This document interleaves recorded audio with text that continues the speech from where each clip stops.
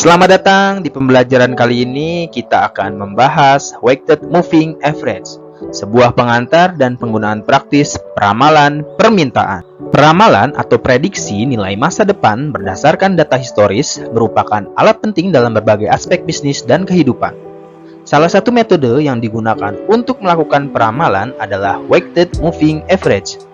Metode ini memungkinkan kita untuk menghitung rata-rata tertimbang dari sejumlah periode waktu dengan bobot yang berbeda-beda. Dalam materi pembelajaran ini, kita akan membahas konsep dasar Weighted Moving Average, langkah-langkah implementasinya, contoh penggunaan, kelebihan, keterbatasan, serta situasi di mana metode ini efektif digunakan.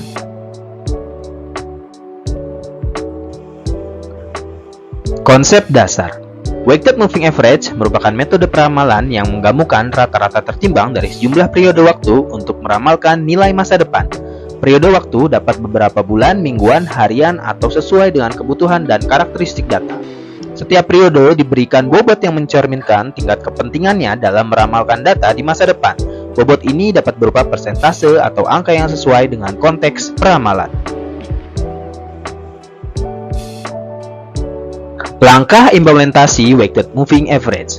Pertama, tentukan jumlah periode. Pilih jumlah periode waktu yang akan digunakan dalam peramalan. Jumlah periode ini akan mempengaruhi seberapa responsif peramalan terhadap perubahan dalam data.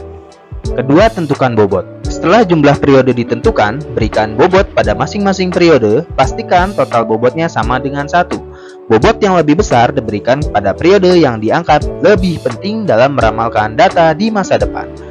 Yang ketiga, hitung Weighted Moving Average. Untuk setiap periode waktu, kalikan nilai data dengan bobot yang sesuai. Lalu jumlahnya, ini akan menghasilkan nilai ramalan untuk periode tersebut. Yang keempat adalah lakukan peramalan berikutnya.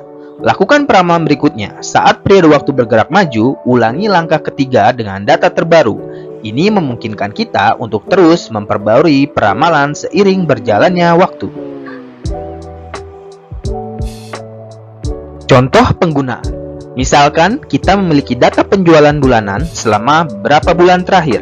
Kita ingin meramalkan penjualan untuk bulan berikutnya menggunakan Weighted Moving Average dengan 3 periode terakhir.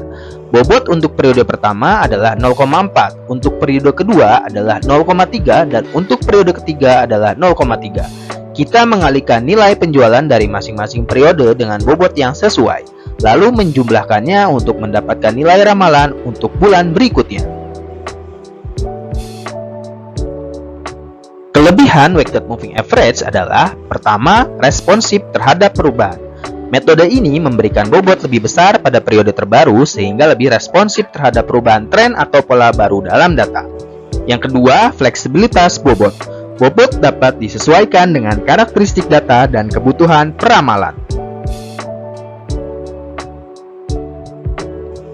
Kekurangan Weighted Moving Average adalah kurang sensitif terhadap anomali. Weighted Moving Average cenderung kurang sensitif terhadap peristiwa luar biasa atau anomali yang dapat mempengaruhi data. Yang kedua, penentuan bobot yang tepat. Menentukan bobot yang tepat bisa menjadi tantangan, terutama jika tidak ada pola yang jelas dalam data historis. Kesimpulannya, Weighted Moving Average adalah metode peramalan yang berguna dalam meramalkan nilai masa depan berdasarkan rata-rata tertimbang dari sejumlah periode waktu. Dengan memberikan bobot pada masing-masing periode, metode ini dapat membantu dalam pengambilan keputusan bisnis dan perencanaan. Meskipun memiliki kelebihan dan keterbatasan, Weighted Moving Average tetap menjadi alat yang berguna dalam analisis dan peramalan data. Dengan pemahaman yang baik tentang konsep dan langkah-langkah implementasinya, Anda dapat memanfaatkan metode ini untuk menghasilkan peramalan yang lebih baik dan responsif terhadap perubahan.